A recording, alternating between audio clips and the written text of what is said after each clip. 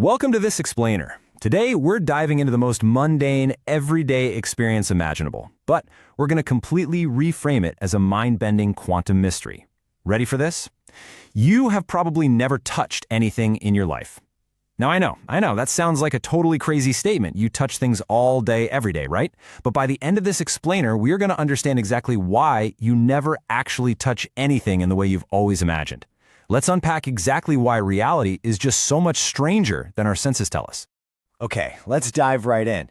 Actually, I want you to actively participate here for a second. Start by simply placing your hand firmly on your desk, or maybe the wall next to you, or even just the side of your chair. Go ahead, just press down. I really want you to notice that perfectly ordinary sensation of physical contact. It's something you've done every single second of your life without ever really giving it a second thought, right? Your brain just effortlessly registers the texture, the temperature, and the physical presence of that object.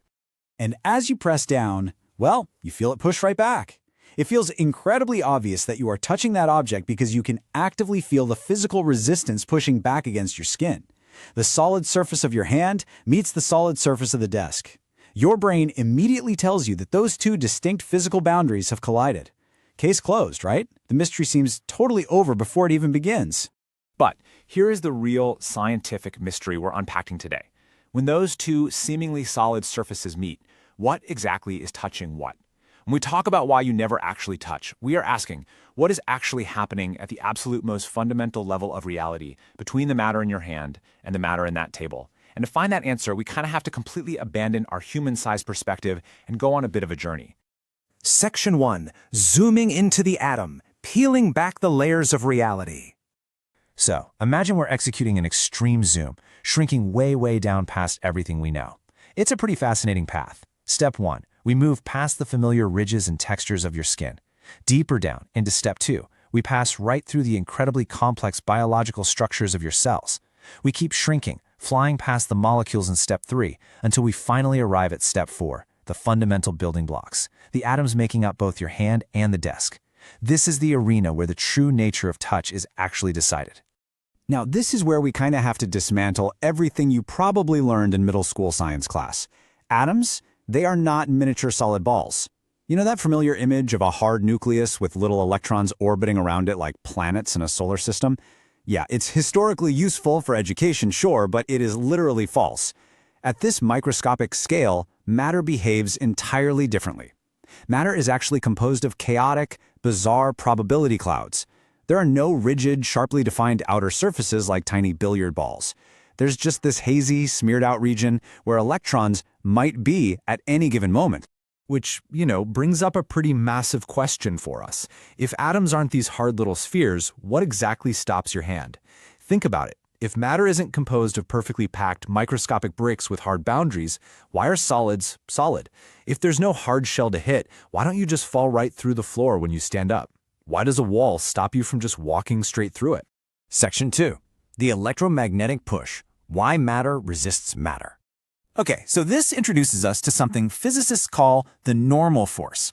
It's the macroscopic contact force exerted by a surface that pushes back against an object pressing into it. This is just the formal physics term for which you literally feel every single day. When your hand presses downward on that table, the table pushes upward with an equal force. That upward push, that normal force, is what your brain perceives as touch. But we still need to figure out what actually generates this force, if the atoms themselves don't have hard shells to bang against each other.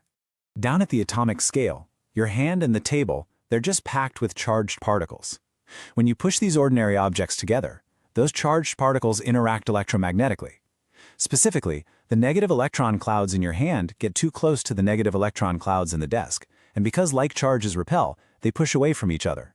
Now, if you've spent any time on the internet, you might have heard people confidently say, oh, atoms never touch because electrons just repel each other. However, this super popular viral explanation is actually incomplete. And that brings us to a major twist in our explainer. Electromagnetism seems to solve it, except there is a problem. You might think we've cracked the case right here, but electromagnetism alone just isn't the complete story for why matter is so rigidly stable. See, if it were just simple electromagnetic repulsion at play, those electron clouds would just squish and deform way more easily than they actually do. Matter simply wouldn't hold its shape the way we see it. There absolutely has to be another rule in the universe keeping things solid. Section 3. The quantum rule of matter. The deeper, stranger layer of reality. All right, this brings us to one of the absolute most fundamental laws of nature, the Pauli exclusion principle. It's a quantum mechanical principle stating that identical fermions, which includes electrons, cannot occupy the exact same quantum state simultaneously. Now, without getting bogged down in complicated math, you can really just think of this as a cosmic game of musical chairs, where sharing a seat is just literally forbidden by the laws of physics. You simply cannot squeeze identical electrons into the exact same spatial and energy state, no matter how hard you push. So it turns out that quantum mechanics provides the ultimate resistance to compression. When you press your hand against the desk, you are literally trying to force the electrons in your hand into the same exact space as the electrons in the desk. But the Pauli exclusion principle actively forbids this. It creates a massive, immovable boundary. And it is this bizarre quantum rule, not just simple electromagnetism alone, that critically contributes to the structure, the stability, and the ultimate solidity of ordinary matter. Okay, let's just take a quick breath and look at where we are. After learning that your hand and the desk are actually just these quantum probability clouds pushing against each other with a fierce combination of electromagnetic and Pauli exclusion forces, we gotta ask, does this prove you've never touched anything? Are we just floating in a world of invisible force fields? Is the provocative title of our explainer actually true? Section 4. What touch actually means. The title on trial. You see, it all really just comes down to definitions. Under the classical definition, two classical hard surfaces reaching an exact geometrical boundary, yeah, this perfect, rigid contact literally does not happen at the quantum scale. In that strict microscopic sense, the internet rumors are totally right. You never actually touch anything. But wait, under the macroscopic definition, two pieces of matter interacting strong enough to exert a contact force, this is absolutely real. The massive, invisible repulsion of those quantum fields is what touch is at our scale. We aren't just replacing one misconception with another here. If touching means interacting powerfully enough to create that normal force that stops your hand, well then, you definitely touch things every single day. And this leads us perfectly to the ultimate takeaway of our explainer today. Quote, what feels completely ordinary at our scale is produced by electromagnetism, quantum rules, and the structure of matter. The truly amazing realization here is that an act as simple, human, and ordinary as holding someone's hand, feeling the rain hit your skin, or just typing on a keyboard is actually an emergent consequence of fundamental physics that is far, far stranger than our senses could ever reveal.